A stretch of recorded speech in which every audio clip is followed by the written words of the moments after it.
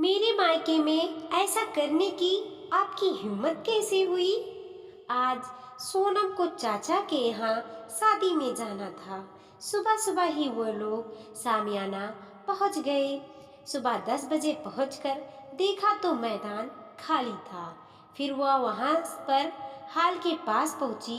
तब चाचा जी ने बताया, सब लोग घर से आ रहे हैं मेहमानों के लिए, यहाँ बहुत से कमरे हैं। सोनम, तुम लोग भी अपना सामान रखकर फ्रेश होकर नाश्ता करने आ जाओ। दामाद मनोज जी से पूछा, लाला जी, आप लोगों को यहाँ आने में कोई परेशानी तो नहीं हुई है? तब उन्होंने कहा कि सोनम ने एड्रेस ले लिया था तो कोई परेशानी नहीं हुई।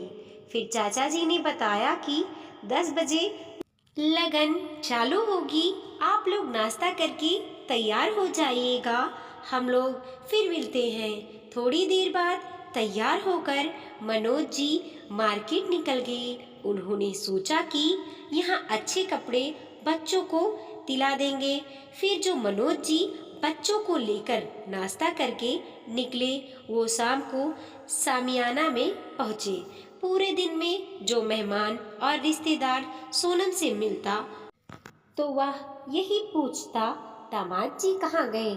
तब वो जवाब देती कि मार्केट चले गए। सोनम ने अकेले ही लगन, रिंग सेरेमनी, चीकेट और निकासी का कार्यक्रम अटेंड किया। आखिर उसके चाचा के बेटे मिंटू की शादी थी। सब जीजा जी को पूछे तो उसे मनोज के ऊपर गुस्सा आ रहा था, फिर भी चेहरे पर झूठी मुस्कान ला रही थी। फिर जैसे तैसे शाम को जब मनोज जी वापस पहुंचे तो उसने मनोज जी को सबसे मिलाया। तब वो चाची की बहनें, भाभी, भाई और भी रिश्तेदार से मिले, पर मनोज की नज़र चाची की बहन की बेटी सुहाना पर टिक गई। अब सब बारात के लिए तैयार हो गए। बारात के लिए मनोज जी ने अपने बीवी बच्चों का बहुत अच्छे से ख्याल रखा। उनकी पत्नी बहुत सुंदर लगे, ऐसी उनकी सोच थी। वो हमेशा अच्छे से अच्छा सोनम को पहनाने के लिए लाते। वो चाहते थे मेरी पत्नी सबसे सुंदर दिखे, पर ऐसा कहाँ होता है। सोनम भी 2 बच्चों की माँ बन चुकी थी। उम्र का असर तो दिखता ही है। शादी के बाद अच्छे खान पीन की वजह से मोटी भी हो गई थी। अब 18 साल की लड़की की तरह नाजुक और कमसीन सी नहीं दिख सकती। खैर, अब बारात लग गई। जयमाला का समय था। चाची की बहन की बेटी सुहाना बहुत ही सुंदर लग रही थी। उसने सुंदर सा लहंगा चुन्नी पहना था। बस फिर क्या था, मनोज जी सबसे नजरें बचाकर सुहाना के पीछे पीछे जाते। 1-2 बार सुहाना ने नजरअंदाज किया, फिर भी कोई व्यक्ति आसपास रहे तो नजर चली ही जाती है। सुहाना थोड़ी देर में यहाँ वहाँ चली जाती। फिर उसे लगने लगा जैसे वो उसकी पिक तो नहीं ले रहे हैं। उसके हाथ में सुहाना ने मोबाइल भी देखा था, इसीलिए उसे संदेह हो रहा था। और सोनम भी बहन और रिश्तेदारों के साथ थी। उसका उस बात पर ध्यान नहीं दिया। उसके पति साथ नहीं तो क्या कर रहे हैं। उसने सोचा जीजा जी के साथ होंगे। वह निश्चिंत थी। उसे क्या पता था उसके पति क्या कर रहे हैं। अब जयमाला होने लगी। तब सब मनोज जीजा को ढूंढने लगे। वो नजर नहीं आए, लेकिन मनोज जी तो उस सुहाना का पीछा कर रहे थे। जिस तरफ जाती वो वहां पहुंच जाते। अब सुहाना भी काफी परेशान हो गई थी। मम्मी और मौसी के सामने झूठी हंसी का दिखावा कर रही थी। अब उसके चेहरे को उसकी मौसी और मम्मी भाप गईं। आखिर सुहाना को क्या हो गया? वो डरी हुई सी क्यों है?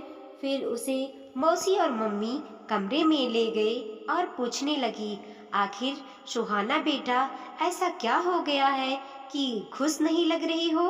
तो वो सिसकती हुई बोली, मम्मी, मौसी के दामाद जो मनोज जी मेरा बहुत देर से पीछा कर रहे हैं, अब क्या था, इस बात की भनक चाचा जी को लग गई।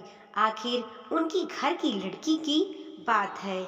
अब वो यहाँ वहाँ काम निपटा कर सीधे उनके पास पहुँचकर उन्होंने पूछा कि लाला जी, आप हमारी घर की बेटी सुहाना का पीछा क्यों कर रहे थे?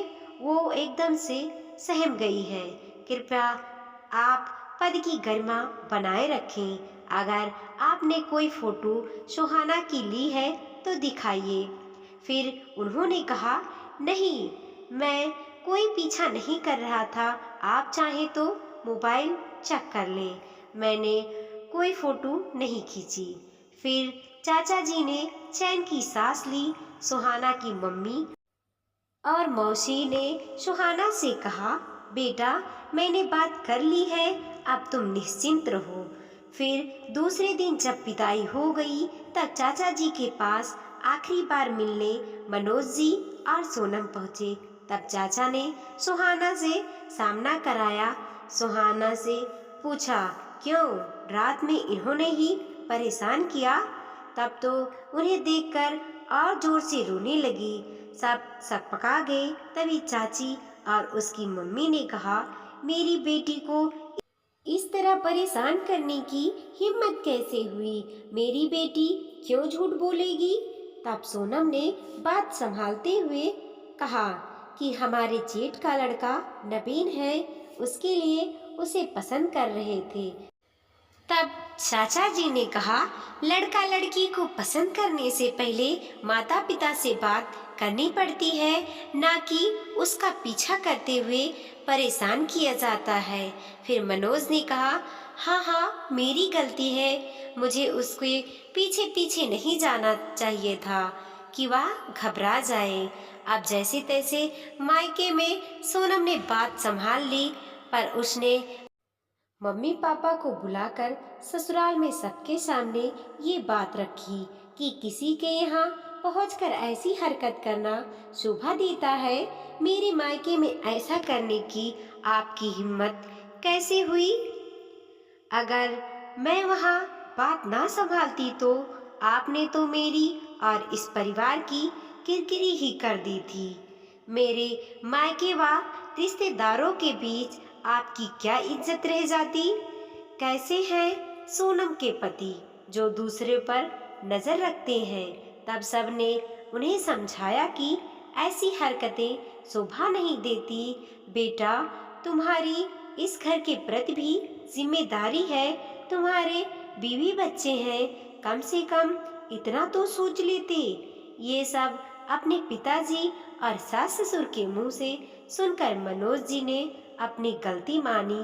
कहा कि अब ऐसा दोबारा नहीं होगा। दोस्तों, लड़के शादी में ऐसी हरकतें क्यों करते हैं कि उन्हें और उनके परिवार को शर्मिंदा होना पड़े? अगर शादी के बाद लड़की ऐसा करे तो क्या पति माफ करेगा और ससुराल वाले लड़की के चरित्र पर सवाल नहीं उठाएंगे? क्या शादीशुदा पुरुष को ऐसी हरकतें करनी चाहिए? आज भी पुरुष समाज में ऐसी हरकतें क्यों करते हैं? ऐसा नहीं है कि सिर्फ लड़कों की ही गलती होती है, कभी कभी लड़की की भी गलती होती है। वीडियो पसंद आया हो तो लाइक कीजिए, कमेंट कीजिए और अपने दोस्तों के साथ ज़रूर शेयर कीजिए। चैनल पे नए हैं तो प्लीज़ सब्सक्राइब कीजिए।